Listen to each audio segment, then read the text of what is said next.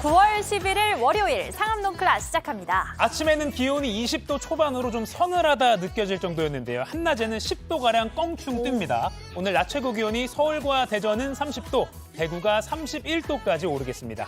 요즘 일교차가 점점 커지고 네. 있어서 감기 맞아요. 조심하셔야겠습니다. 오늘 오후에는 내륙 곳곳에 소나기가 요란하게 오는 곳도 있다고 하니까요. 작은 우산 하나씩 챙겨나가시면 좋을 것 같습니다. 네, 오늘도 지금 나라 안팎에서 벌어지는 일, 돈 버는 재테크 정보, 그리고 추석 앞두고 가족 간에 안 싸우는 대화법까지 알차게 준비한 상암동 클래스 끝까지 함께 하시죠.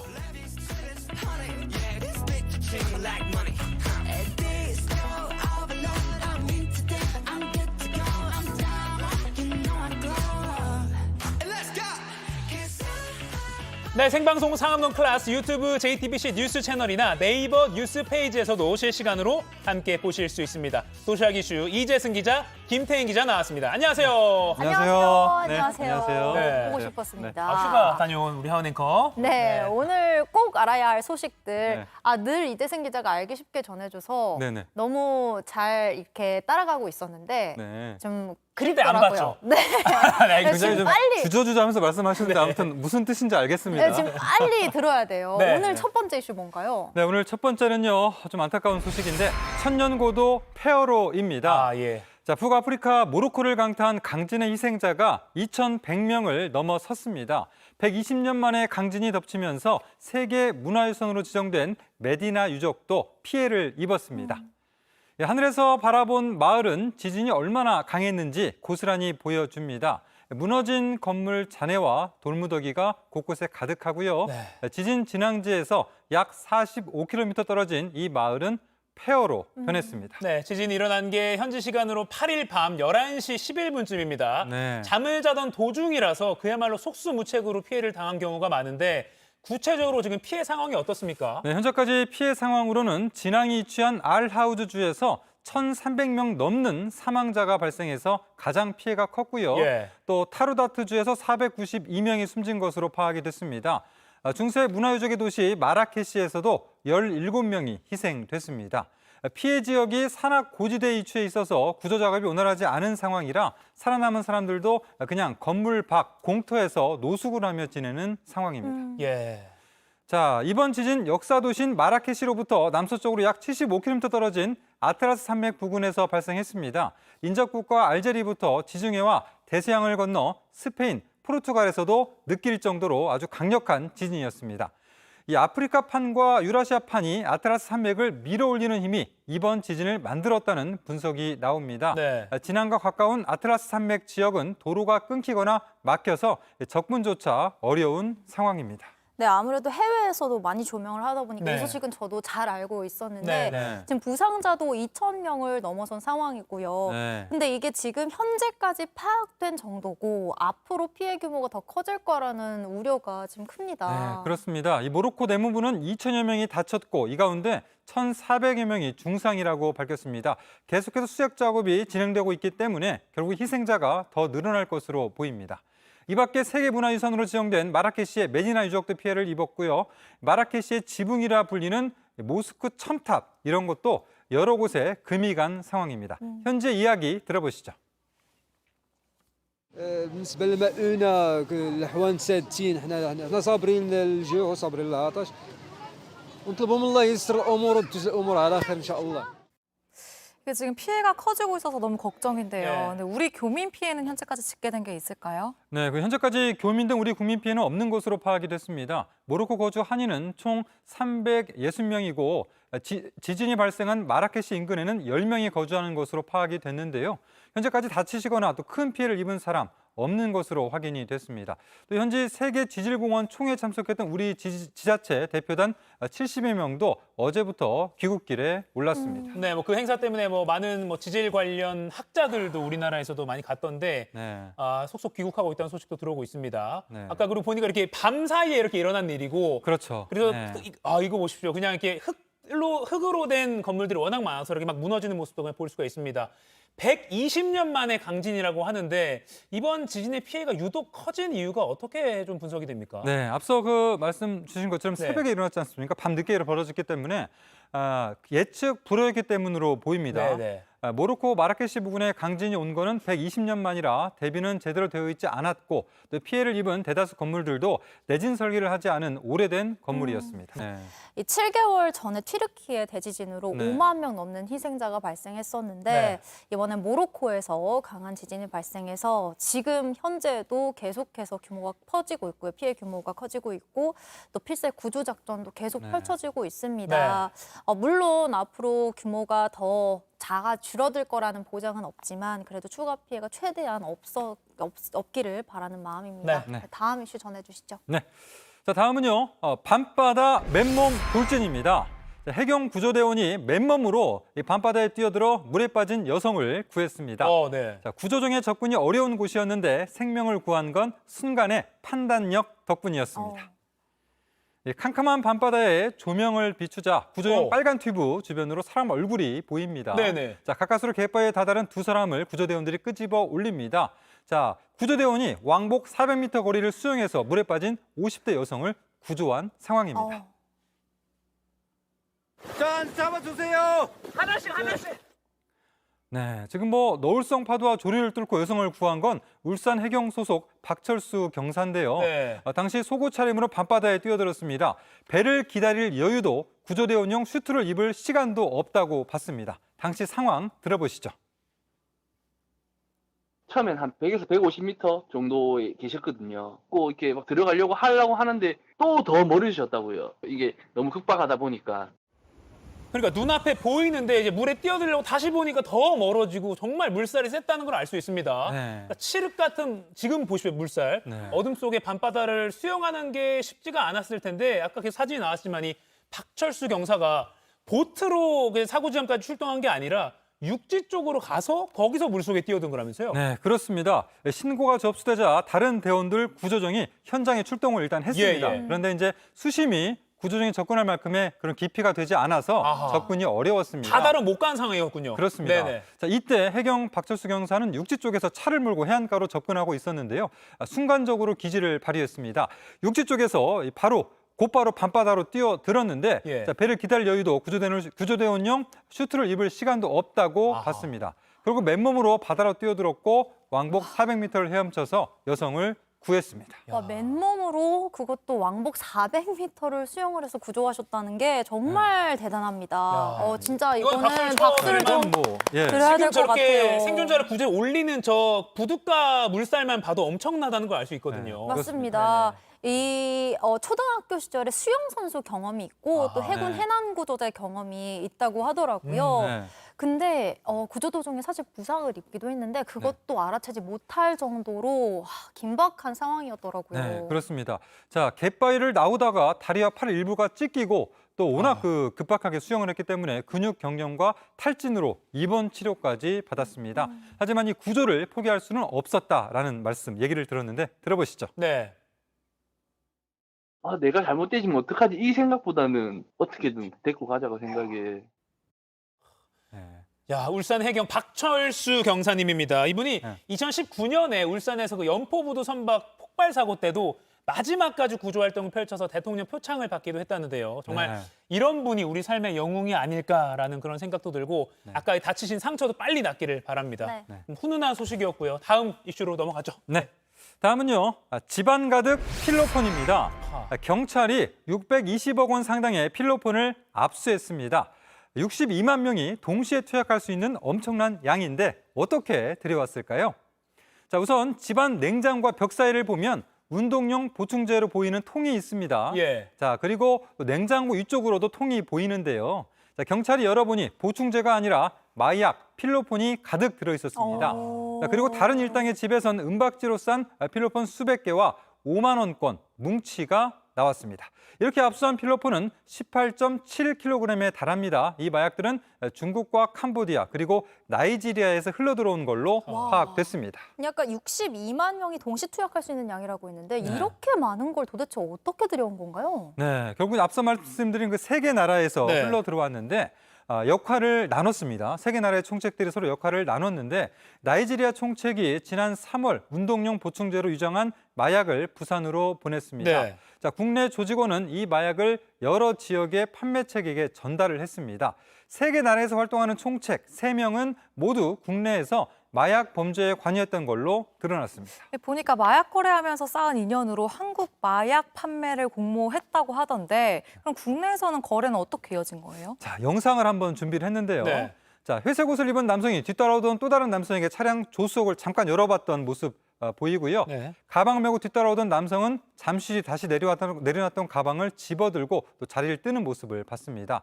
마약 유통책들이 마약을 주고받는 이런 장면들인데요. 또 비닐백 등에 담아서 일정 장소에 놓아두는 방식도 있었습니다. 네. 자, 경찰은 현재 캄보디아에서 활동하던 한국인 총책을 검거를 했고요. 그리고 나이지리아와 중국 총책에 대해서 인터폴 적색 수배를 내렸습니다. 네. 우선 62만 명이 투약할 수 있는 양의 마약을 들여오려던 그 일당을 적발해서는 다행인 건데 네. 지금 저렇게 뭐 차에 몰래 저렇게요. 놔두고 다른 사람이 가져가고 뭐 네. 배낭을 이렇게 좀 바꿔가고 무슨 영화의 한 장면처럼 이렇게 딱딱 바꿔가는 것들이 걱정이 됩니다. 뭔가 좀 저렇게 조직적으로 막 지금 하고 있거든요. 네, 중국, 캄보디아, 나이지리아 국제적으로 이 조직원들이 정보를 공유하고 네트워킹을 한다는 것도 참 우려스러운데 와. 우리나라뿐만 아니라 관세 당국이나 또 경찰들이 다 좀 합심해서 이건 좀 국제적으로 일망타진해야 되지 않나 이런 생각도 들고요. 네. 그냥 주차장이잖아요. 네네네. 그냥 주차장에 저렇게 마약 거래를 하고 있다는 게 좀 오싹하기도 하네요. 네, 그렇습니다. 실생활까지 이렇게 들어온 마약 빨리 소탕돼야 될 것 같습니다. 자, 다음 소식 전해주시죠. 네. 다음은 독도 도발 강화입니다. 네. 일본이 독도 영유권 주장에 대한 홍보를 강화할 거라는 현지 보도가 나왔습니다. 어허. 자, 우리 돈 27억 원가량의 내년 예산안도 편성했다고 합니다. 그러니까 윤석열 정부 들어서 최근에 한일 관계 자체는 크게 개선되고 있다고 하는데 네. 일본 정부는 올해도 독도는 우리의 땅이다. 무슨 소리야? 한국이 거짓말하고 있는 거다. 이렇게 주장하는 그 예산을 더 늘렸다 이거군요. 그렇습니다. 앞으로 이제 더 늘릴 것이라고는 예. 전망이 나왔고 실제로 올해도 많게 그렇게 주장을 하고 있습니다. 예. 자, 윤석열 대통령이 강제동원 피해자 배상 문제라든지 또 후쿠시마 오염수 방류 등 대일 외교에 있어서 선제적으로 통큰 양보를 보였다라고 볼 수 있는데 일본은 가시적 호응은커녕 오히려 뒤통수를 치는 그런 모양새입니다. 근데 사실 일본이 이렇게 꾸준히 정말 전략적으로 독도 영유권을 주장해 왔잖아요. 네. 자, 올해 같은 경우도 앞서 일본 정부는 지난 7월에 발간한 2023년판 방위 백서에도 독도 영유권 주장을 계속해서 이어가고 있고요. 네. 또 지난 3월에 초등학교 사회 교과서에서도 독도를 한국이 불법 점거 중이라는 주장이 되레 강하게 제기가 됐습니다. 네. 또 지난달 7호 태풍 란의 기상 지도에서도 독도를 일본 땅으로 표기하기도 했습니다. 일본이 이렇게 영유권 관련 예산을 늘리는 반면에 우리나라는 오히려 독도 관련 예산을 줄이고 있다는 소식도 있죠. 네. 자, 우리 정부는 이제 독도 수호 예산과 일본의 역사 왜곡 대응 예산을 삭감한 것으로 알려졌습니다. 네. 국회 교육위원회 안민석 의원에 따르면 동북아 역사 재단에서 일본의 역사 왜곡 대응 연구 사업을 하는데 이 예산이 올해는 20억 원이었거든요. 그런데 내년엔 5억 원가량으로 15억 원이 삭감이 됐습니다. 또 독도 주권 수호 예산은 25%가 줄어서 올해 5억 원이었는데 내년엔 4억 원가량으로 편성이 됐습니다. 이렇게 일본이 예산을 늘리는 거 이제 일본 정부 입장에서는 외국인 대상으로 세미나 같은 것도 하는 걸 늘리고 또 도쿄에 있는 뭐 영토 주권 전시관을 보수하고 이렇게 한다고 합니다. 한마디로 대외 홍보를 강화한다는 건데 네. 이럴 때요. 이런 일본의 주장이 오류를 잘 잡아내서 이걸 오히려 알리면 역이용할 수 있다는 게 뭐 성신여대 서경덕 교수 등등이 그렇죠. 제안하고 네. 있는 방법입니다. 예, 예. 네. 이런 아이디어도 좀 귀담아 들을 만한 것 같습니다. 자, 이재승 기자 잘 들었고요. 이어서 지금 이 시각 모바일에서 가장 화제가 되고 있는 소식 정리해 드립니다. 김태인 기자 전해주세요. 네, 누리꾼들의 이목을 끈 그 소식, 상크리 뽑은 광크리 뉴스입니다. 첫 번째 소식 살펴보겠습니다. 첫 번째 소식은 케첩 테러의 영업 중단입니다.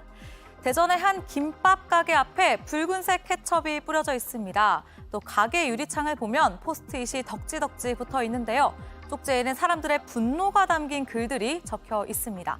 한 쪽지를 자세히 보니까 사람이라면 지금이라도 고인이 된 선생님 장례식장에 가서 처절하게 사과하세요라고 쓰여 있습니다. 며칠 전 대전에서 초등학교 교사가 스스로 생을 마감했는데 이곳은 숨진 교사에게 민원을 넣은 한 학부모가 운영하는 식당인 것으로 알려졌습니다. 해당 교사는 생전에 아동학대 신고를 당하고 학부모들의 거친 항의에 시달린 걸로 알려졌는데요. 또 다른 학부모가 운영하는 대전의 한 미용실입니다. 지금 나오고 있는데요. 이곳에도 날이 선 사람들의 비난 쪽지가 빼곡하게 붙어 있습니다. 인터넷상의 학부모와 그 자녀의 신상, 그리고 운영하는 가게 위치까지 알려지면서 사람들의 비난 움직임이 이어지고 있습니다. 비난 쪽지뿐만 아니라 해당 가게는 온라인 평점 테러도 당하고 있습니다. 결국 현재 두 곳 모두 영업을 멈춘 상태인 것으로 알려졌습니다. 특히 해당 분식집은 부동산 매물로 나와 있다는 얘기까지 들리고 있는데요. 분식집 프랜차이즈 본사 측은 관련 내용이 확인될 때까지 영업 중단 조치를 내렸다라고 전했습니다. 두 번째 소식은 피해자 신원 공개, 가해자 엄벌해달라입니다. 최근 온라인 커뮤니티에 올라온 한 글입니다. 케이크를 들고 있는 여성의 사진과 함께 이 여성의 실명이 적혀 있었는데요. 이 여성은 지난 7월 인천의 한 아파트에서 발생한 스토킹 살인 피해자 이모 씨로 알려졌습니다. 글쓴이는 자신이 피해자의 사촌 언니라고 밝히며 피의자의 강한 처벌을 촉구했는데요. 이어 사건 발생 전 피해자에게 전 연인이었던 30대 남성, 즉 가해자가 지속적으로 보내왔던 메시지, 그리고 폭행 정황이 담긴 사진도 함께 공개했습니다. 글쓴이는 동생은 동호회에서 가해 남성을 만났고 결혼을 요구하며 집착이 심해지자 이별을 동생이 통보했다라고 설명했습니다. 당시 피의자에게는 접근 금지 명령이 내려졌고 피해자는 경찰로부터 신변보호용 스마트워치를 받은 것으로 알려졌는데요. 유족 측은 경찰이 피의자와 동선이 겹치지 않고 또 재고가 부족하다는 이유 등으로 스마트워치 반납을 요청했다고도 주장했습니다. 유족 측은 스토킹 범죄 피해자들을 위한 실질적인 대책이 절실하다면서 가해자 엄벌을 촉구하는 탄원에 동참해줄 것을 누리꾼들에게 요청했습니다. 한편 피의자는 살인과 스토킹 혐의 등으로 기소돼 현재 재판을 앞두고 있습니다.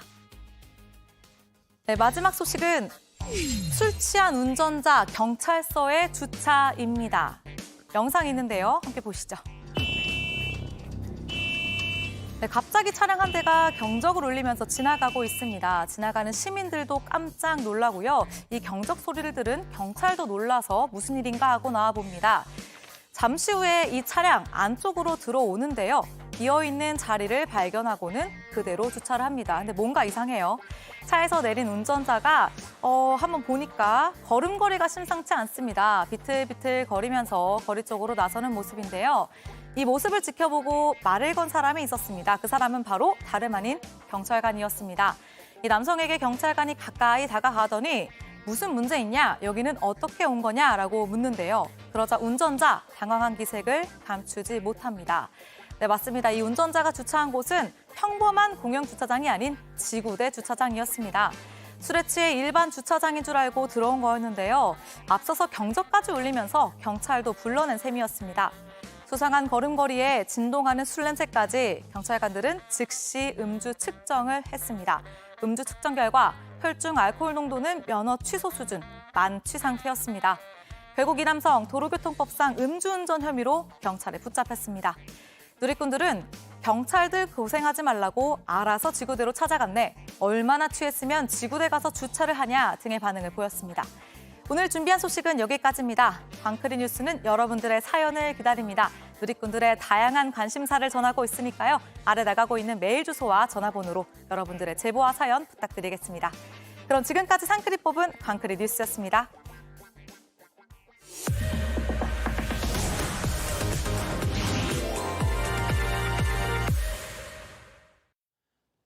네, 지금 시각 10시 19분입니다. 저 같은 경알못, 경제를 잘 알지 못하는 사람을 위한 당장 내 돈이 되는 정보, 머니클래스. 오늘의 키워드 먼저 보시죠. 부자 되는 지름길, 혜택 좋은 통장 고르기.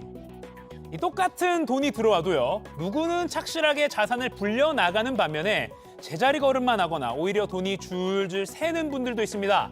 그냥 통장 하나에 넣어만 두고 관리를 따로 안 하기 때문인데요. 통장을 용도와 목적에 맞게 나눠서 관리하는 게 좋다는데 이 돈을 넣어두기만 해도 이자는 기본에 각종 혜택까지 주는 좋은 통장들이 많이 나왔다고 합니다. 좋은 통장 골라서 자산 관리 잘 하는 방법 알아보겠습니다.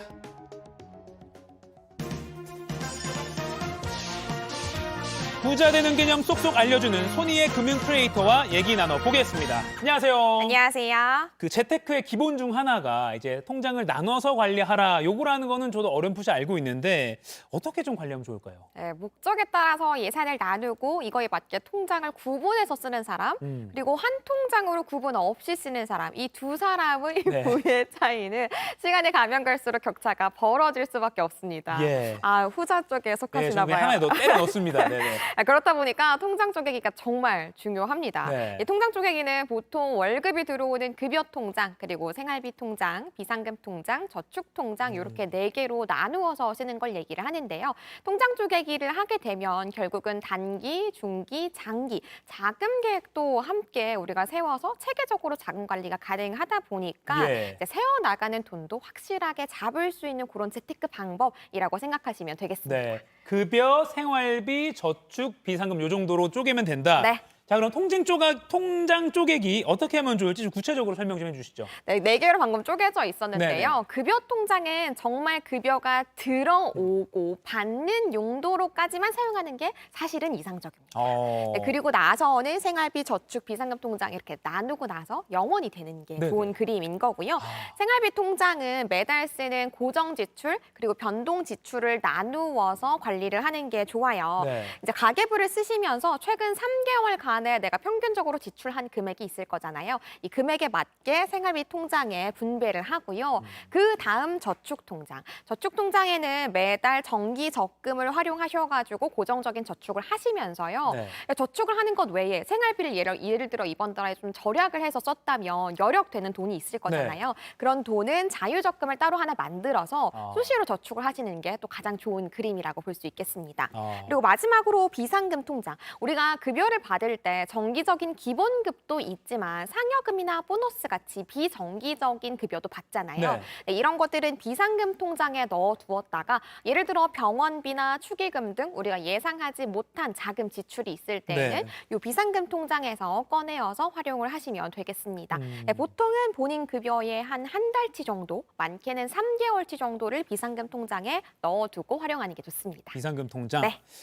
그럼 각 용도에 맞는 통장을 한번 찾아보겠습니다. 아까 생활비 통장 말씀해 주셨는데 이거는 뭐 수시로 입출금이 되는 통장으로 하는 게 낫겠죠, 당연히? 맞아요. 네네. 그런데 다들 아시겠지만 일반 수시 입출금 통장 같은 경우에는 솔직히 거의 금리가 없다시피 합니다. 네네네. 평균적으로 연 0.1% 정도 되거든요.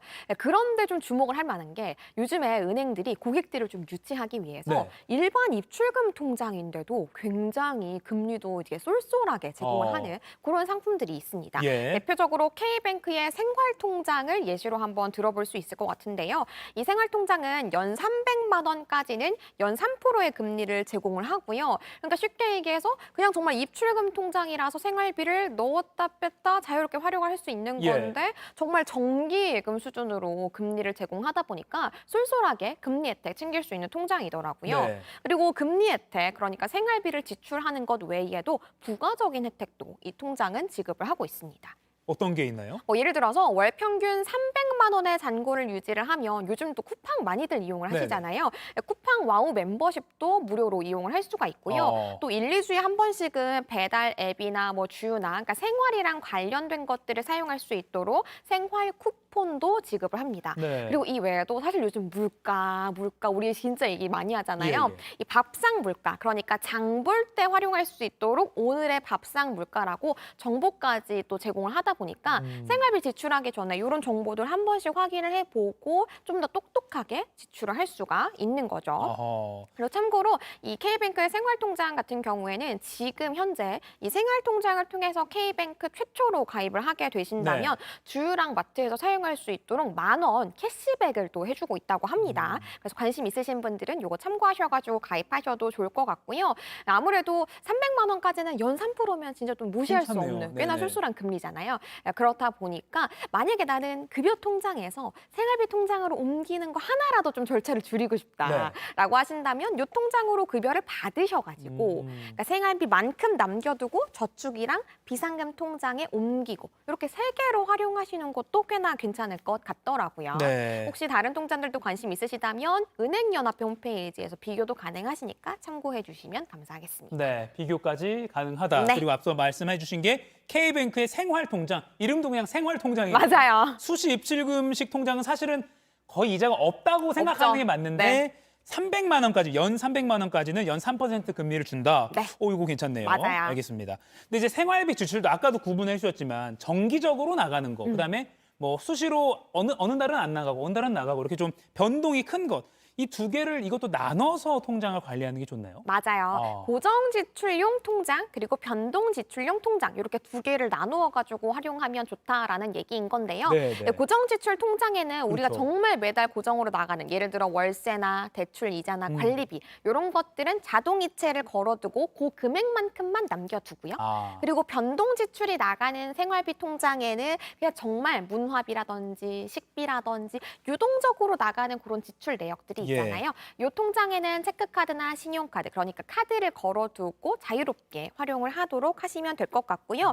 다만 이런 곳들 생활비 통장 활용하실 때도 주로 주거래 은행을 활용을 하시면 좋아요. 네. 아무래도 주거래 은행을 활용하면 수수료 감면 혜택이 있잖아요. 네네. 그래서 아까 예를 들었던 K뱅크의 생활통장처럼 수수료 감면 혜택들이 있는 통장들이 많으니까 네. 그런 통장들 활용하시면서 사실 우리가 수수료는 에이 뭐 500원인데 뭐 1000원인데 뭐 하면서 좀 무시하기 쉬운데 이런 그러다가 것들 또 쌓이면. 그럼요. 네. 티끌 모아 태산 좀 잘 활용을 해야겠습니다. 알겠습니다.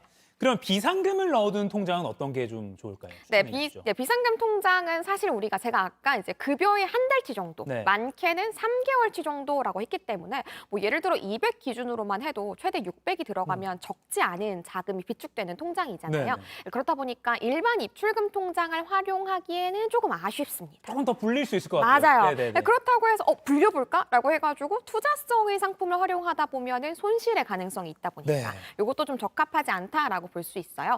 그래서 생활비 통장으로는 CMA 통장과 MMF 통장을 추천을 드리고 싶습니다. 비상금 통장으로. 그렇습니다. 네네네. CMA 통장은요, 우리가 이제 증권사랑 종합금융사에서 활용하는 종합 통장입니다. 네. 이 통장은 체크카드를 연결할 수 있다는 게 장점이고요. MMF는 은행에서 좀 간편하게 가입을 하실 수 있는 펀드 상품이라고 보시면 될 텐데 은행에서 가입을 할 수 있다 보니까 펀드 상품인데도 은행의 ATM을 자유롭게 활용할 수가 있어요. 그래서 이런 장점이 있는데 비상금 통장으로 추천드린 이유는 바로 이겁니다. 매일 이자가 쌓인다. 네, 그렇기 때문에 하루만 넣어두셔도 이자가 쌓이는 거고 사실 매일 이자가 쌓이는 거는 파킹 통장. 맞아요. 한때 인기가 많았는데 물론 지금도 많이들 쓰십니다만 요즘 파킹 통장이 금리가 조금 많이 떨어졌어요. 그래요. 네, 그렇다 보니까 다시 CMA와 MMF가 떠오르고 있으니까 비상금 통장으로 잘 활용을 해보시면 좋을 것 같고요. 네. 하나 우리 이 시간에 좀 약속을 하면 좋을 것 같아요. 네, 어떤 겁니까? 비상금 통장이면 비상금을 위한 돈을 떼어두는 거잖아요. 예. 근데 이제 돈이 비축이 되어 있고 입출금이 자유로운 통장들을 주로 사용하다 보니까 조금 돈이 아쉬울 때 네. 빼쓰는 경우가 있거든요. 네, 비상금 통장에서 비상 상황이 아닌데 빼쓰지 않기로 오늘 좀 이 시간에 좀 약속을 좀 해야겠습니다. 너무 치킨이 먹고 싶어요. 이게 너무 비상이야, 저한테. 네네. 그럴 때도 이건 쓰지 않는 안 걸로. 됩니다, 안 됩니다. 비상 상황을 스스로 만들지 말자. 안 돼요, 안 돼요. 알겠습니다. CMA랑 MMF가 이제 아까 뭐 수시 입출금이나 이런 일반 통장보다는 훨씬 괜찮다, 지금 상황에서는. 네. 알겠습니다. CMA와 MMF를 비상금 통장으로 넣어두자. 왜냐하면 조금 목돈이 들어가는 거니까 네. 그나마 좀 불릴 수 있다. 네. CMA, MMF. 네. 알겠습니다. 기억하겠습니다. 자, 마지막으로 저축통장은요. 매달 꼬박꼬박 넣으니까 나는 이렇게 성실하게 돈을 넣어주는데 혜택 뭐가 없나 생각 들거든요. 네. 혜택을 좀 주는 거, 뭐 적금 같은 거 생각나는데 뭐가 있을까요? 맞아요. 물론 적금 좋죠. 네네. 그런데 오늘은 청약통장에 대해서 내용을 좀 정리하고 추천을 드리고 싶습니다. 청약이요. 네, 왜냐하면 최근에 청약통장의 조건이 굉장히 좋아졌습니다. 이 기존에는 우리가 금리를 받을 수 있는 게 연 2.8%가 최대였습니다. 네네. 네, 그런데 죄송합니다. 정정하겠습니다. 기존에는 2.1%가 최대였는데요. 네네. 네, 이번에 확대 인상이 되어가지고 최대 2.8%까지 금리를 받을 수 있게 되었고요. 아하. 청년 우대형 청약통장 같은 경우에도 기존에는 최대 연 3.6%였는데 0.7%포인트 올라가서 4.3%까지 받을 수 있게 되었습니다. 네. 그리고 청약통장에서 우리가 청약 1순위, 2순위 이런 것들을 따질 때 가입기간을 산정을 하잖아요. 네네. 근데 가입기간 산정할 때 원래는 본인 것만 산정을 하는 거였는데 부부 같은 경우에 앞으로는 배우자의 가입 가입 기간에 대해서도 가산점에서 함께 합산을 할 수 있도록 바뀐다고 합니다. 네. 개정안에 따르면. 그렇기 때문에 앞으로는 부부 모두가 청약 통장을 유지하는 게 좋을 것 같고요. 그리고 만약에 청약 가점에서 우리가 경쟁을 하게 될 때 네. 나와 동점인 사람이 생긴다면 추첨으로 이 사람일지 아닐지를 가르는 거였어요. 그런데 앞으로는 올해 통장을 갖고 있는 사람에게 우선순위를 주어서 네. 그렇게 당첨자를 선정한다라고 하니까요.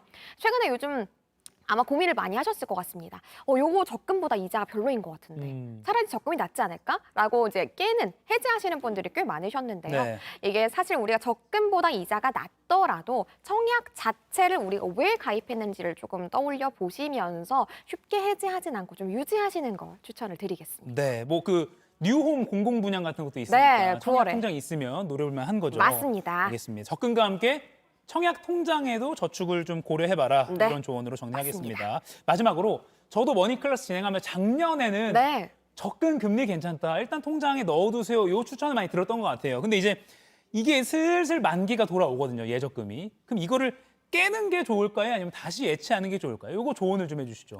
많이들 고민하실 네네. 것 같아요. 자, 하반기에 고금리 상품들 저도 참 많이 추천을 드렸었는데요. 네네. 그런데 전문가들이 당분간은 금리가 그리 크게 오를 일은 없을 것 같다.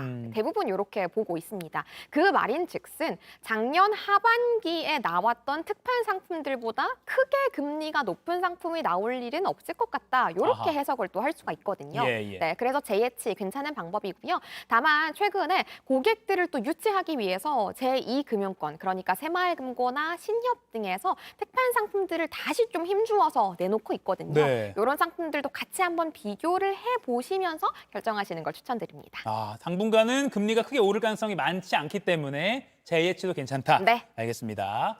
자, 오늘도 마무리하기 전에요. 두 분 뽑아서 영화 예매권 2매씩 드리는 퀴즈 준비했습니다. 자, 통장을 여러 개로 쪼개서 자산을 관리하면 돈을 계획적으로 쓸 수 있는데요. 다음 중에 통장 쪼개기에 활용하지 않는 통장은 무엇일까요? 1번 여행 통장, 2번 생활비 통장, 3번 비상금 통장. 자, 지금 상암노 클래스 실시간으로 방송되고 있는 JTBC 뉴스 유튜브에 접속하셔서 실시간 댓글창에 정답 올려주시면 됩니다. 방송 말미에 저희가 두 분 뽑아서 당첨자 발표하겠습니다. 지금까지 머니클래스 손희의 금융 큐레이터와 돈 버는 정보 들어봤습니다. 고맙습니다. 감사합니다. 지구촌에서 화제가 된 소식들 알아보는 월드클래스입니다. 일본 후쿠시마 원전 오염수 방류 이후 중국 내 반일 감정이 날로 격렬해지고 있는데요. 이 와중에 한 중국인 인플루언서가 일본 유명 초밥집에서 촬영한 영상이 화제입니다. 어떤 영상인지 함께 보시죠. 주문한 초밥이 나왔습니다. 그런데 먹기 전에 웬 기계부터 음식에 갖다 대는데요. 한 제1교포 중국인 인플루언서가 일본 도쿄에 있는 유명 초밥집을 방문해 나오는 초밥마다 하나하나 휴대용 방사능 측정기로 측정했습니다. 그 결과를 공개하면서 식당에 들어와 자리에 막 앉았을 때보다 성게나 문어 같은 해산물이 제공됐을 때 방사능 수치가 약간 올라갔다고 얘기했는데요. 몸에 영향을 줄 정도는 아니라도 약간 긴장된다는 말까지 더했습니다. 이 영상 소셜미디어를 타고 빠르게 퍼지며 안 그래도 불붙고 있는 중국 내 반일 감정에 기름을 부었습니다. 일본에서는 아무리 방사능에 대한 불안감 때문이라고 하더라도 음식을 만드는 요리사 바로 앞에서 너무 무리한 행동이었다는 비난이 나오고 있다네요. 이번엔 최근 소셜미디어에서 화제가 된 아주 감동적인 영상 하나를 소개합니다. 베트남 남부 띠엔장성에 있는 한 패스트푸드점인데요. 남루한 차림의 할머니가 홀로 앉아 식사를 하고 있고 그 앞에서 아르바이트생이 음식을 썰어드리고 있습니다. 할머니가 나이프를 다루는데 서투르고 손이 떨려 식사하기 영 힘들어 보이자 아르바이트생이 기꺼이 돕겠다고 나선 건데요. 할머니가 식사를 마칠 때까지 옆에서 친근한 태도로 말벗도 되어줬습니다. 이 할머니는 인근 거리에서 복권을 팔며 어렵게 생계를 이어가고 있는 걸로 알려졌는데요. 이 영상이 화제가 되면서 선행을 한 아르바이트생에게 칭찬이 쏟아졌고요.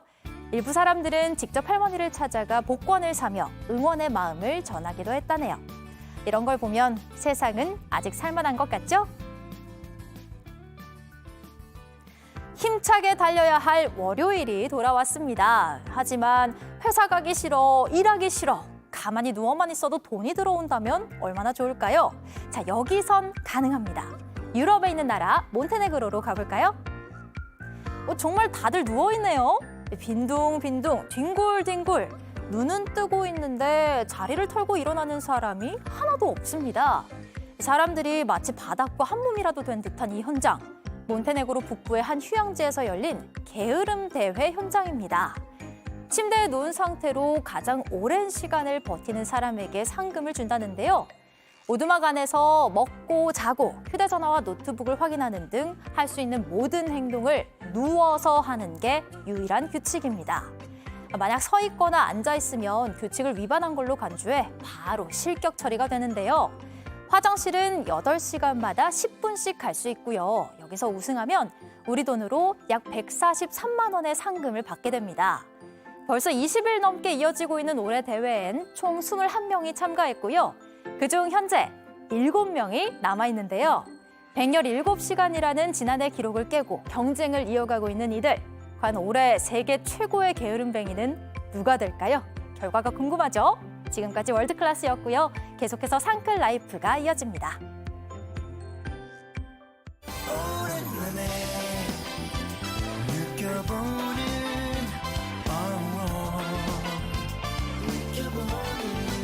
오랜만에 느껴보는 이런 기분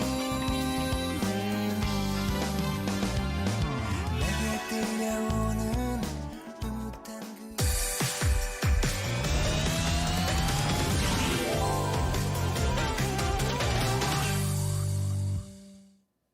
그 상클 라이프 시간입니다. 인생은 길고 배움에는 끝이 없죠. 매주 월요일엔 만나고 싶었던 전문가 모시고 남녀노소 누구나 다양한 지식 채워갈 수 있는 소중한 시간 가져봅니다. 자, 오늘의 주제부터 바로 만나보겠습니다.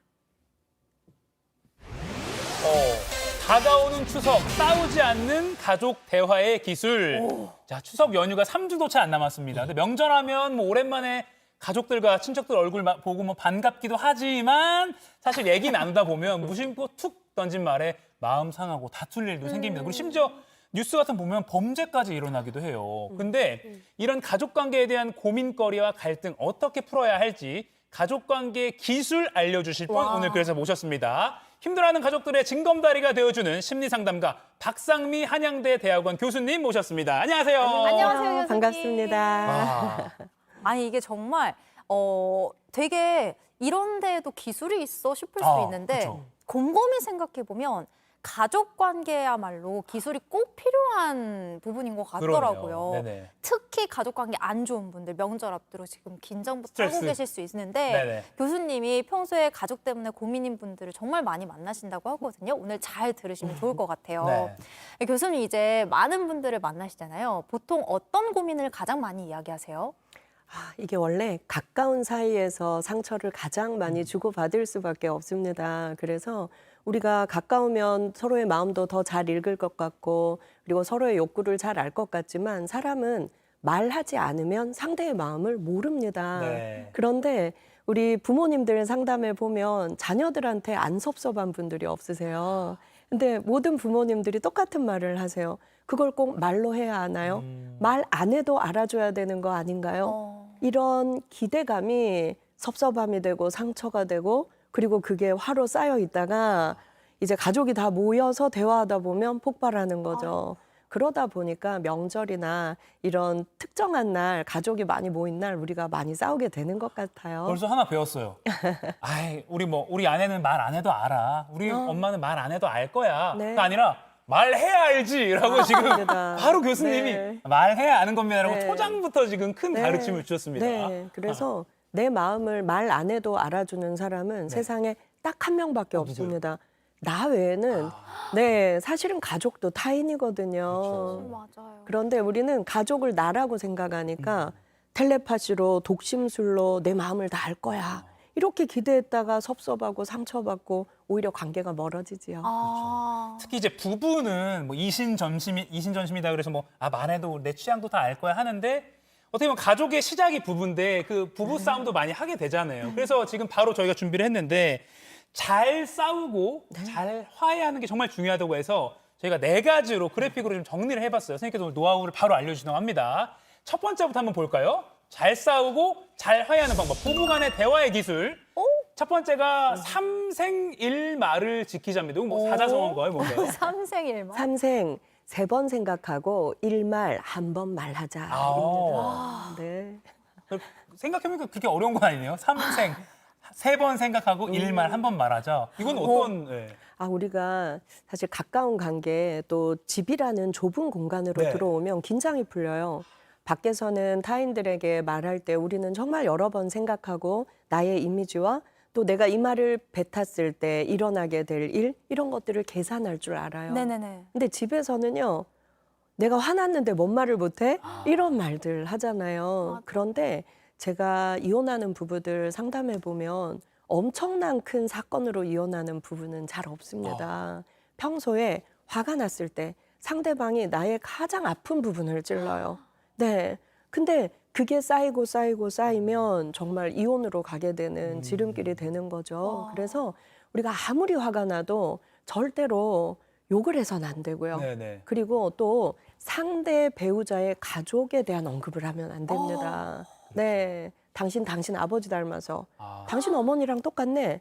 당신 형도 그랬다며. 이런 말들이 네. 너무 화가 나서 싸우다 보면 말하는 나는 흥분했기 때문에 사실 이 말이 그 사람에게 일어날 파장을 잘 계산하지 못해요. 네네. 그런데 가족에 대한 언급은 누구에게나 가장 큰 상처가 될 수 있고 회복이 어렵다는 거. 그래서 상대 부모님과 형제에 대한 언급은 안 하는 게 좋습니다. 그래서 꼭 3번 생각하고 한 번 말해야 된다. 이걸 좀 기억하면 우리가 숨을 좀 크게 들이마시고 네. 내뱉는 연습이 사실 필요합니다. 네. 진짜 선생님 말씀처럼 다른 타인, 회사 직장 동료나 친구들을 대할 때는 이게 혹시 상처가 되지 않을지 무리하진 네. 않을지 생각을 하는데 네. 가족한테 얘기할 때는 생각을 잘 안 하게 돼요. 네. 꼭 3번 생각하겠습니다. 네. 자, 2번째 기술 보겠습니다. 두 번째는요. 오. 표정 언어에 주의하자. 이건 뭐 대화할 때 표정 관리를 좀 해라 이런 걸까요? 이게 정말 중요한 게 표정이 풍부한 게 남자보다는 여자죠. 네. 저요. 그래서 우리가 상담을 하면서 늘 느끼는 게 남자분들이 아내한테 크게 상처받은 것들을 대화해 보면 네. 아내의 표정인 경우가 상당히 많습니다. 사실 우리가 음성 언어로 전해지는 메시지는 대화 100% 중에 10% 미만이라고 해요. 90% 이상이 표정과 몸짓, 이런 비언어적인 표현에 네. 있거든요. 그래서 저희가 부부싸움을 녹음해서 들어보면 아내의 잘못이 별로 없고 남편이 오히려 훨씬 폭언을 많이 하는 걸로 파악될 때가 있는데 네. 실제로 만나서 상담을 해보면 아내의 표정에 문제가 있다는 걸 발견할 때가 많아요. 말은 별로 하지 않아도 표정으로 상대를 정말 멸시하고 경멸하는 표정. 그리고 경멸하는 표정을 짓다가 이름절만 내뱉는 아내분들이 있어요. 이 표정이요. 네. 근데 우리는 상대의 표정에서 굉장히 자존감을 다칠 때가 많거든요. 네. 그래서 우리 언어에는 표정 언어도 포함된다는 거. 특히 여성분들은 표정 언어가 남자들보다 훨씬 풍부하기 때문에 표정도 관리할 필요가 있습니다. 네. 네. 알겠습니다. 표정도 그러니까 뭐 기쁘면 적극적으로 기쁘게 표현을 해주고 그런 것도 네. 오히려 긍정적으로 또 이거 생각해도 좋을 것 그쵸. 같아요. 네. 좋으면 좋은 표정 많이 주고 이런 것도 좋은 것 같네요. 자, 3번째 기술을 보겠습니다. 부부간에 싸우지 않는 대화의 기술 3번째는요. 보여주세요. 옛날 얘기 들추기는 금지. 당신 말이야 그때 뭐 3년 전에 여행 갔을 때 왜 뭐 이런 거. 네, 맞습니다. 네, 이것도 옛날 일 들추기. 네. 남자의 뇌가 잘할까요? 여자의 뇌가 잘할까요? 여성의 뇌가 여성이 더 잘할 것 맞습니다. 같아요. 우리가 이제 싸웠어요. 네. 그럼 남자의 뇌는 오늘의 싸움을 어떻게 기억하냐면 이성센터에서 저장을 해요. 우리가 싸웠다? 그런데 화해했다? 끝났다. 이렇게 기승전결 저장이 되는데 여성의 뇌는 우리가 싸우면서 이 사람의 표정 그리고 내 마음이 아팠던 것, 내 감정을 묶어서 감정센터에 저장을 합니다. 근데 이 감정센터에 저장된 기억은 30년, 40년, 50년 아주 오랫동안 가요. 네. 그래서 내가 시집 올 때 당신 집안에서 나한테 어떻게 했어? 우리 연애할 때 그리고 내 폐물, 동서랑 나랑 다이아몬드 크기가 달랐어. 이런 방금 네. 실화처럼 너무 잘 말씀하셔서 깜짝 놀랐습니다. 네네. 네, 그래서 여성들은요, 그 사건보다 그때 내 마음 아팠던 거, 속상했던 것, 이런 것들이 뇌에 훨씬 오래 저장되기 때문에 오늘 우리가 싸우면 20년 전, 30년 전 그날의 사건이 호출되는 거예요. 근데 이럴 때 남자분들은 기억이 안 나서 고통을 겪으세요. 근데 남자들의 뇌는 진짜 기억이 안 나는 거예요. 아예 기억을 못 하는군요. 오늘 이 방송 보시는 주부님들이 꼭 기억해 주시면 좋겠어요. 남자들의 뇌는 한 3년 정도가 지나면 우리가 싸웠던 내용이 뭔지 정말 기억을 못 하는 경우가 많아요. 근데 아내들은 더 분노하죠. 또 발뺌한다. 또 기억 못 한다. 나만 그 고통을 거짓말한다. 간직하고 있어? 그렇죠. 벌써 까먹었어? 이렇게 되죠. 네네. 그래서 남자의 뇌와 여자의 뇌가 저장하는 방식이 다르다. 그래서 옛날을 호출하는 거 벌칙으로 삼고 벌금 내는 규칙도 좀 정해보시고 그리고 내 남편이 기억 못한다고 할 때는 진짜 기억이 안 나는 거다. 그래서 그 일로 더 싸움을 진행 안 하시는 것이 좋겠습니다. 그리고 그걸 담지 말고 좀 그때그때 말로 대화하고 해소를 하는 것도 좀 중요할 것 같아요. 좋아요. 그래서 남편분들이 하나 해주시면 좋아요. 네, 네, 네. 싸우고 나면 여보 오늘 이 일은 있자. 그리고 당신 마음 아팠지. 당신 속상했지. 내가 그거 꼭 기억할게. 풀어. 그래서 그 감정을 풀고 넘어가야 감정센터에 오래 저장이 안 됩니다. 네. 와. 알겠습니다. 네, 그리고 이제 드디어 마지막 기술인데 네. 자, 마지막 기술 뭘까요? 네, 보여주세요. 휴전 법칙을 정하라. 이거 뭐 싸우다가 이제 뭐 이렇게 좀 휴전할 수 있는 걸 좀 정해야 된다 이런 건가요? 우리가 가족끼리 싸우다 보면 한 사람이 더 가면 우리 크게 싸우겠다 아하. 싶어서 그만 우리 그만하자. 네. 나중에 얘기하자 이렇게 말하는 경우가 있어요. 네. 예. 그 사람이 잘하는 겁니다. 근데 꼭 한 사람이 아니 어디가 여기서 끝내. 오늘 여기서 끝판을 내자고 이런 경우가 있어요. 그런데 우리가 꼭 이건 사이 좋을 때 결정해 놓으셔야 돼요. 우리가 집에서 싸울 것 같을 때는 무조건 휴전 법칙을 정하자. 최소 30분. 최소 30분 우리가 떨어졌다가 다시 만나는 거예요. 30분 후에 식탁에서 다시 만나. 나 아파트 한 바퀴 돌고 올게. 당신도 샤워 한 번 해. 가장 좋은 건 1시간입니다. 1시간. 네, 좋습니다. 이렇게 휴전 법칙을 정해 놓는 것이 사실 우리가 격렬히 싸우다가도 한 30분, 1시간 텀 뒀다가 다시 만나면 좀 가라앉죠. 풀리라고 하죠. 맞아요. 풀다운이 되죠. 맞습니다. 각자 서로 생각할 시간을 조금 갖고. 그러니까요. 그것도 맞아요. 중요한 것 같습니다. 그리고 내가 한 말에 대해서 좀 부끄러움을 느끼게 될 확률도 높습니다. 자, 요거 내가 중요합니다. 부부의 대화의 기술. 잘 싸우고 잘 화해하는 기술입니다. 3생 1말 3번 생각하고 한 번만 말하자. 표정 언어에 주의하자. 옛날 일 들추기 금지. 그리고 휴전 법칙을 정하라. 요거 기억해 두시고요. 다음 질문으로 넘어가겠습니다. 네. 지금 뭐 이제 여러 가지 가족이라는 관계가 네. 뭐 부부도 있고 부모와 자식도 있고 여러 가지 관계가 있지만 꼭 만나면 다투는 형제들이 있잖아요. 맞아요.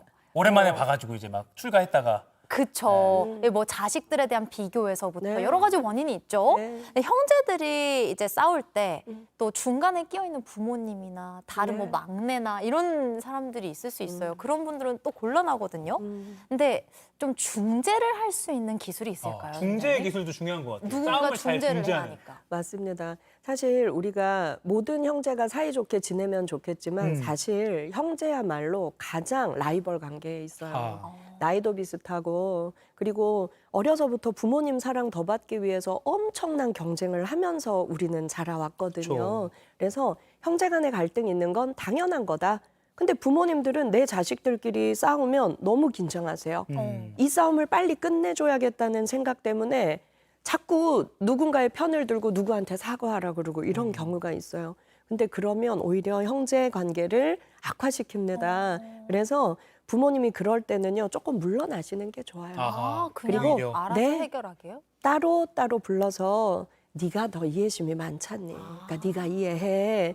이 자식 편을 들어주고 또 이 자식을 만나서 네가 원래 더 이해심이 많잖니. 네가 좀 이해해. 이렇게 따로 대화하면서 풀 수 있도록. 그래서 함께 있는 자리에서는 특정 자녀 편을 어떤 경우에도 들지 않는다. 이걸 꼭 지켜주시면 좋습니다.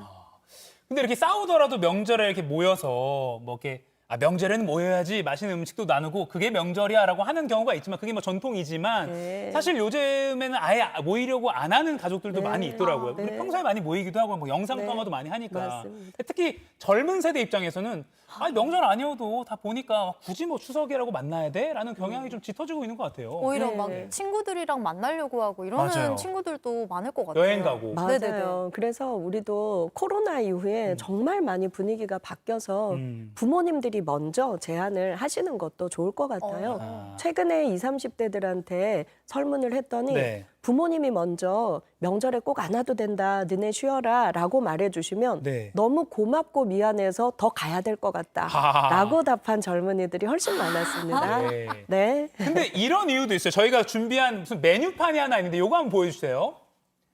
명절에 가족들 만나기 싫은 이유가 듣기 싫은 소리가 많이 나오기 때문이다. 이런 말씀 할 거면 용돈으로 주고 하세요라는 게 온라인에 떠돌아요. 뭐냐면 야, 너 모의고사 몇 등급 나오니? 요거는 5만 원짜리입니다. 네, 그리고 뭐 야, 살 좀 빼야지 인물 살겠다. 이거 10만 원짜리. 그리고 졸업을 좀 늦게 하는 뭐 대학생 조카가 있어요. 야, 너 졸업 언제 할 생각이냐? 이거 15만 원짜리고요. 맨 마지막 거 한번 읽어주세요. 너희 아기 가질 때 되지 않았니? 애는 언제 가질 거니? 50만 원짜리. 요런 대화 사실은 젊은 세대 갈등을 일으킬 수도 있잖아요. 맞습니다. 요런 건 어떻게 보면 좀 삼가야 될 질문이겠죠. 맞아요. 그래서 우리가 가깝다고 해서 아무 말이나 할 수 있는 권한을 가지진 않습니다. 그래서 우리가 가족끼리 모였다 이랬을 때는 우리가 하나는 닫고 두 개를 열어야 돼요. 아. 우리가 최대한 입을 닫고 귀를 열고 지갑을 여는 게 좋습니다. 귀와 열어라. 지갑을 열어라. 네. 그게 싫다면 모이지 않는 것도 좋지 않나. 그래서 우리가 모였을 때는 규칙을 정하기를 네. 우리 서로에게 칭찬만 하자. 그리고 누가 힘든 말 하면 위로와 공감만 하자. 이렇게 규칙을 좀 정하시고요. 네. 또 꼭 안 해야 될 세 가지 제가 덧붙여 드리자면 우리가 형제 많은 집들이 모이면 꼭 자식 잘 되고 또 경제적으로 좋고 화목한 집들이 은근히 자랑을 많이 해요. 근데 이게 당연한 게 아니거든요. 그래서 상처받는 식구들이 많아요. 그래서 첫 번째, 제일 안 해야 될 게 자식 자랑. 두 번째가 돈 자랑. 세 번째가 배우자 자랑. 이 세 가지는 최대한 하지 말자. 근데 아하. 다른 가족이 나에게 먼저 칭찬으로 해주면 우리가 정말 격렬히 고마움을 표시하자. 지갑 좀 여세요. 네. 아니 명절에 모여도 삼생일말 있잖아요. 3번 생각하고 한 번 말하죠. 요거는 어느 상황에서든 뭐 저희 방송 중에서도 삼생일말 하나 생각하면 사실 많은 것이 해결될 것 같다는 그런 생각 듭니다. 듣고 싶은 말이 너무 많은데 이게 또 생방송의 한계라서 여기서 오늘은 마무리를 해야 될 것 같습니다. 네. 지금까지 우리 박상미 한양대학원 교수님과 이야기 나눠봤습니다. 고맙습니다. 감사합니다. 교수님. 삼생일만 해야 되겠습니다. 오늘 머니클래스 깜짝 퀴즈 정답은요 1번 여행통장이었습니다. 네, 오늘 당첨되신 두 분 지금 자막으로 나가고 있습니다. 오늘은 금빛나님 그리고 세종님 두 분 당첨되셨고요. 저희 상클 공식 이메일에 선물 받으실 주소 보내주시면 저희가 보내드릴게요. 저희는 내일 아침 10시에 다시 찾아뵙겠습니다. 삼생일말 기억하시고요. 내일도 상클 하실 거죠? 고맙습니다. 고맙습니다.